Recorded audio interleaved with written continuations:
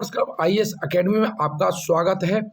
अभी जो lower PCS का जो मुख्य परीक्षा होने वाली है और उत्तर प्रदेश लोक सेवा आयोग की जो परीक्षा होने वाली है, वो उसके लिए यानी यूपी पीसीएस के लिए जो प्री परीक्षा होने वाली है, तो उसके लिए महत्वपूर्ण तथ्यों को जो कि घटनासार और आपकी जो घटना चक्र है वहाँ से क्वेश्चन कौन कौन से पूछे जा सकते हैं, वो हम लेके आए हुए हैं। चलिए देख लेते हैं। क्या अनुपूरक बजट की बात कर लेते हैं। उत्तर प्रदेश की बात चल रही है। उत्तर प्रदेश की सरकार ने अनुपूरक बजट 2021-22 यानी इस बार राज्य की जो वित्त मंत्री है वो कौन है, सुरेश खन्ना, ये पूछा जा सकता है। साथ ही अनुपूरक जो बजट है वो कब पेश किया गया, 18 अगस्त 2021, ये पूछा जा सकता है। साथ ही इसकी कितनी धनराशि है, यानी कितना इस अनुपूरक बजट में धनराशि, कितनी धनराशि का ये पेश किया गया है, ये पूछा जा सकता है। तो 7,301.52 करोड़, यानी धरना तीनों सुरेश खन्ना 18 अगस्त 2021 और 7,301.52 करोड़ का अनुपूरक बजट पेश किया गया है, ये पूछा जा सकता है। और ये मूल बजट का कितना परसेंट है, 1.3%, यानी 1.3% ये कुल बजट का है। ये 4 डेटा यहाँ से बहुत इंपॉर्टेंट हो जाएंगे। अब देखिए यहाँ से अगला जो क्वेश्चन है कि युवाओं को डिजिटली शिक्षित बनाने हेतु भारी उद्योग विभाग के अंतर्गत एक कोष बनाया गया है या बनाया जाएगा, और इसकी धनराशि कितनी है, 3,000 करोड़, ये भी पूछा जा सकता है। स्वच्छ भारत अभियान के लिए 200 करोड़ रुपया खर्च किया गया है, ये भी पूछा जा सकता है। साथ ही सामाजिक सुरक्षा निधि के अंतर्गत 30 वर्ष की सदस्यता पूरी करने वाले जो अधिवक्ता हैं उन्हें 5 लाख की धनराशि देने के लिए बजट में 90 करोड़ रुपया जारी किया गया। ध्यान रखना, 5 लाख की धनराशि देने हेतु, और इसकी समय सीमा कितनी है, 30 वर्ष की सदस्यता जो अधिवक्ताओं ने पूरी कर ली है, किसके तहत, सामाजिक सुरक्षा निधि योजना के तहत में। साथ ही लखनऊ में, ये इंपॉर्टेंट है और मुझे लगता है कि ये क्वेश्चन आपका आना ही चाहिए कि लखनऊ में कि डॉक्टर भीमराव अंबेडकर स्मारक और सांस्कृतिक केंद्र की स्थापना की जाएगी और इसके लिए 50 करोड़ रुपया धनराशि स्वीकृत की गई है। तो ये यहाँ से ये वाला इंपॉर्टेंट क्वेश्चन हो जाएगा। साथ ही जो नेक्स्ट है कि मिशन शक्ति अभियान का तीसरा चरण कब आरंभ किया गया, ये भी क्वेश्चन पूछा जा सकता है। 21 अगस्त 2021 को मिशन शक्ति अभियान का तीसरा चरण प्रारंभ किया गया है। ध्यान रखिएगा, जो मुझे लगता है जो इंपॉर्टेंट क्वेश्चन है जो घटनासार से आ सकते हैं, मैंने केवल उसी का डिस्कस कर रहा हूं आपको। अब देखिए मिशन शक्ति अभियान जो वो कब तक चलेगा, 31 दिसंबर 2021 तक ये चलेगा। यानी मिशन शक्ति का जो शुरुआत है वो कब होगी, 21 अगस्त से होगी, और कब तक चलेगा ये 31 दिसंबर तक चलेगा, ये पूछा जा सकता है आपसे। अगला है उत्तर प्रदेश मुख्यमंत्री बाल सेवा योजना, ये भी काफ़ी इंपॉर्टेंट है। ध्यान रखना, ये सामान्य है, यानी ऐसे बच्चे जिनके जो अनाथ हो गए हैं, लेकिन किससे, कोरोना से इतर किसी अन्य कारण से अनाथ हुए बच्चों के लिए उत्तर प्रदेश मुख्यमंत्री बाल सेवा योजना सामान्य स्वीकृत की गई है। कब, 2 अगस्त 2021। अब इससे जो क्वेश्चन या तो डेट वाला पूछा जाएगा या साथ ही इसकी धनराशि, यानी प्रत्येक बच्चे को कितना प्रतिमाह पैसा दिया जाएगा, 2,500 रुपये दिया जाएगा, यानी 2,500, और एक परिवार के कितने बच्चे इसका लाभ ले सकते हैं, तो इसका आंसर हो जाएगा 2। ये पूछा जा सकता है। हम आपको बता दें पहले कि जो कोरोना से यानी उत्तर प्रदेश से मुख्यमंत्री बाल सेवा योजना, ध्यान रखना, उत्तर प्रदेश से मुख्यमंत्री बाल सेवा योजना, इसके लिए 4,000 दी जाएगा, यानी ये योजना कोरोना संक्रमण से अनाथ हुए बच्चों के लिए है, ठीक है ना। और इससे पहले वाली जो थी उत्तर प्रदेश मुख्यमंत्री बाल सेवा योजना सामान्य, ये ऐसे बच्चे जो अनाथ हो गए हैं लेकिन उनका कारण कोरोना नहीं है, उन लोगों के लिए थी। अब भाई उत्तर प्रदेश मुख्यमंत्री बाल सेवा योजना, अब यहां से क्वेश्चन आता है एक वाला, मंडुआ डी रेलवे स्टेशन, मंडुआ डी रेलवे स्टेशन का नाम अब बनारस रेलवे स्टेशन होगा। ये क्वेश्चन चूंकि नाम सरकार ने काफी बदले हैं, ये इंपॉर्टेंट पूछा जा सकता है, और ऐसा ये 15 जुलाई 2021 को उसने किया था। लेकिन यहाँ पर सबसे महत्वपूर्ण जो बात वो है वो ये है कि इसमें 4 भाषा में, हिंदी, संस्कृत, अंग्रेजी और उर्दू में नाम लिखा होगा।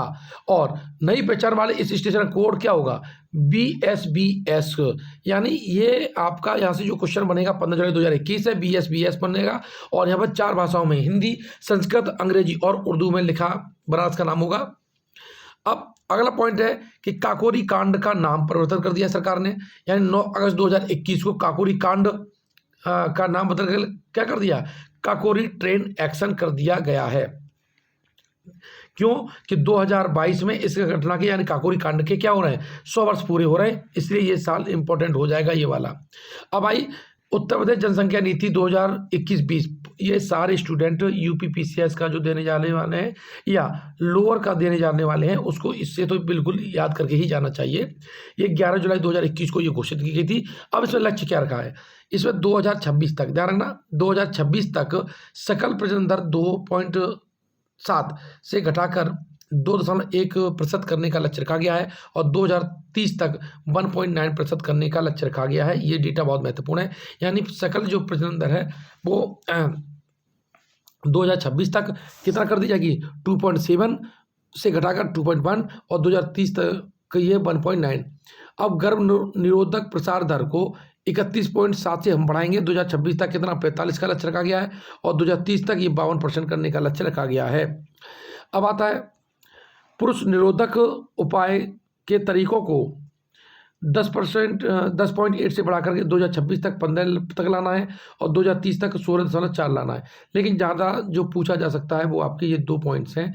मातृ मृत्यु दर, मैटरनल मोर्टेलिटी रेट, अब ये 197 से घटा करके 2026 तक कहाँ लाना है? 150 तक लाना है और 2030 तक इसे 98 करना है, ये पूछा जा सकता है।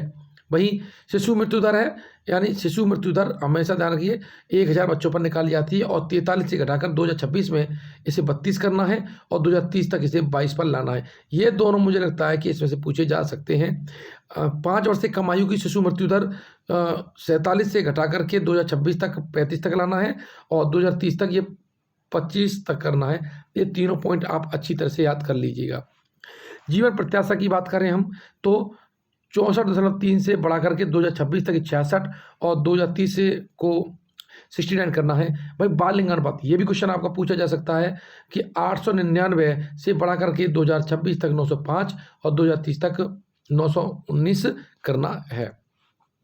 अब क्वेश्चन आता है उत्तर प्रदेश जनसंख्या नियंत्रण स्त्रीगण कल्याण मसौदा विधेयक 2021, ये किसके द्वारा प्रस्तुत किया गया है? तो इसका आंसर है राज्य विधि आयोग के द्वारा 11 जुलाई 2021 को एक ये जो विधेयक है इसे प्रस्तुत किया गया, जिसके तहत 2 बच्चों के मानदंड लागू किया गया है।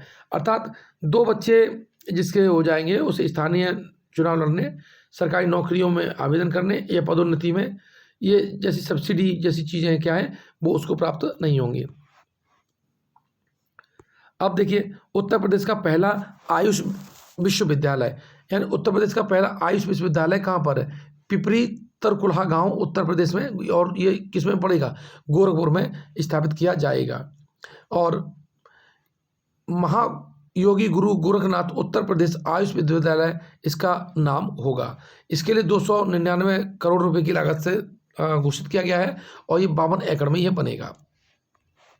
और इसकी समय अवधि है, ये क्वेश्चन पूछा जा सकता है, ये कब तक सरकार ने कब तक बनाने का लक्ष्य रखा है? तो 2023 तक है। Uttar Pradesh adopt the heritage policy है, ठीक है। ये कब जारी की गई है? ये आपकी 16 अगस्त 2021 को जारी की गई है। अब देखिए गाजियाबाद देश का पहला ग्रीन म्यूनिसिपल बॉन्ड जारी करने वाला पहला नगर निगम बन गया है। अप्रैल 2021 में उत्तर प्रदेश का गाजियाबाद नगर निगम देश का पहला ग्रीन म्यूनिसिपल बॉन्ड जारी किया गया और इसमें कितना है? 150 करोड़ रुपए का फंड एकत्रित इसमें किया गया है। स्ट्रॉबेरी और गुड़ महोत्सव के बाद में, अब ध्यान रखना, स्ट्रॉबेरी महोत्सव, गुड़ महोत्सव और सिद्धार्थनगर में जो काला नमक महोत्सव है ये आपके काफ़ी इंपॉर्टेंट हो जाएंगे।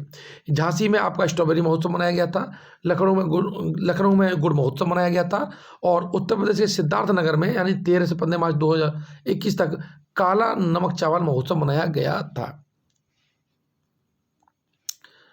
अब देखिए जो काला नमक चावल है ये सिद्धार्थ नगर के चंदौली और पूरी उत्तर प्रदेश की गोरखपुर, देवरिया, बस्ती, बहराइच, गोंडा, शिवाकाशी, महाराजगंज, कुशीनगर, संतकबीरनगर आदि जिलों में वन डिस्ट्रिक्ट वन प्रोडक्ट के तहत इसे बुद्ध चावल कहा जाता है। ध्यान रखना, तथागत गौतम बुद्ध का ये बहुत फेवरेट चावल था। उत्तर प्रदेश में स्ट्रॉबेरी महोत्सव का आयोजन जनवरी 2021 में किया गया था, वो भी झांसी में। गुड़ महोत्सव का आयोजन मार्च 2021 में। इसका क्रम पूछ सकता है कि स्ट्रॉबेरी कब हुआ और गुड़ महोत्सव कब हुआ है, तो ध्यान रखना कि स्ट्रॉबेरी महोत्सव का जो आयोजन है वो जनवरी 2021 में किया गया है, वो झांसी में, और गुड़ महोत्सव का आयोजन मार्च 2021 में किया गया था, वो लखनऊ में किया गया था। अब यहाँ से अन्य महोत्सव हम देख लें तो यहाँ पर हमारा केला महोत्सव भी मार्च में 22 से 25 मार्च, ठीक है, कुशीनगर में मनाया गया था। और शहनाई महोत्सव वाराणसी में आयोजित किया गया था। यूएनडीपी द्वारा चंदौली और सोनभद्र विकास मॉडल की प्रशंसा की गई है। ये इंपॉर्टेंट पूछा जा सकता है आपसे। अब देखो यहाँ पर ऑस्ट्रेलिया और न्यूजीलैंड को काला नमक चावल निर्यात करने के लिए चंदौली को की प्रशंसा की गई है, ठीक है ना। साथ ही वहीं यूएनडीपी की इस रिपोर्ट में आकांक्षात्मक जिला घोषित होने के बाद अलग अलग पैमानों पर तेजी से विकास करने वाले जिले में सोनभद्र की प्रशंसा की गई है। अर्जुन सहायक परियोजना 11 मार्च 2021 को पुनः शुरुआत की गई थी। ये महोबा जिले में अर्जुन सहायक परियोजना स्थित है। और लेचूरा बांध, जब मुख्यमंत्री वहाँ गए थे तो लेचूरा बांध से ये परियोजना शुरू की गई है। इसके द्वारा क्या है कि उत्तर प्रदेश के जो बांदा, हमीरपुर और महोबा जिले लाभान्वित होंगे, जिसमें 168 गाँव के 1.5 लाख किसान इसकी जो सिंचाई सुविधा से लाभान्वित हो सकते हैं। अब इसकी लागत पूछी जा सकती है तो 2600 करोड़ रुपए है। और ध्यान रखिएगा ये जो है वो धसान नदी पर बनी है, और ये जो धसान नदी है ये बेतवा की क्या है, सहायक नदी है, ये पूछा जा सकता है। और ये रायसेन जिला जो मध्य प्रदेश में है उसकी बेगमगंज तहसील से निकलती है धसान नदी। तो धसान नदी किसकी सहायक नदी है, बेतवा नदी की सहायक नदी है। इस नदी की लंबाई भी पूछी जा सकती है, वह 365 किलोमीटर है। और प्राचीन में इसे दसाण नाम से जाना जाता है, ये भी काफ़ी इंपॉर्टेंट है। अब ईज ऑफ लिविंग इंडेक्स 2020 में उत्तर प्रदेश के कितने कितने शहर शामिल किए गए हैं, तो टोटल इसमें 14 शहर शामिल किए गए हैं, जिसमें 10 लाख से अधिक आबादी वाले शहर में लखनऊ, वाराणसी, कानपुर, गाजियाबाद, प्रयागराज, आगरा, मेरठ और बरेली, यानी 1 2 3 4 5 6 7 8, यानी 8 शहर ऐसे हैं जो 10 लाख से अधिक आबादी वाले हैं। और 10 लाख से कम आबादी वाले में झांसी, मुरादाबाद, रायबरेली, सहारनपुर और अलीगढ़ और रामपुर है। देखिए ये काफ़ी इंपॉर्टेंट क्वेश्चन है और यहाँ से पूछा जा सकता है, लेकिन मुझे लगता है कि ये वाला जो क्वेश्चन है कि कितने शहर इसमें शामिल हैं ईज ऑफ लिविंग इंडेक्स 2020 में, तो 14 शहर शामिल हैं, ये ज़्यादा क्वेश्चन पूछा जाएगा। अब लैंड रिकॉर्ड सर्विस इंडेक्स 2020-21 में जो उत्तर प्रदेश है उसको 15वां स्थान मिला है। और ध्यान रखिएगा ये national council for applied economic research इसे जारी करता है, और इसमें मध्य प्रदेश को क्या है, पहला स्थान मिला है। तो इस तरह से मैंने आपको ये इसमें यूपी पीसीएस के छोटे छोटे बताए, छोटे वीडियो में बना रहा हूँ। यानी यूपी पीसीएस देने जाने हैं, या आप आरओ और एआरओ का एग्ज़ाम दें, या अभी जो परसों यानी जो 21 को तारीख को आपका लोअर का जो एग्ज़ाम है अगर वो देने जा रहे हैं तो उत्तर प्रदेश से ये क्वेश्चन पूछे जा सकते हैं। मैं लगातार 5-6 वीडियोज़ में करंट अफेयर्स के बना देता हूँ, आप इसको फास्ट मोड में लगा करके तेज़ी से एक बार देख लीजिएगा। मुझे लगता है जो क्वेश्चन आ सकते हैं वही मैंने इसमें टॉपिक को कवर किया है। धन्यवाद।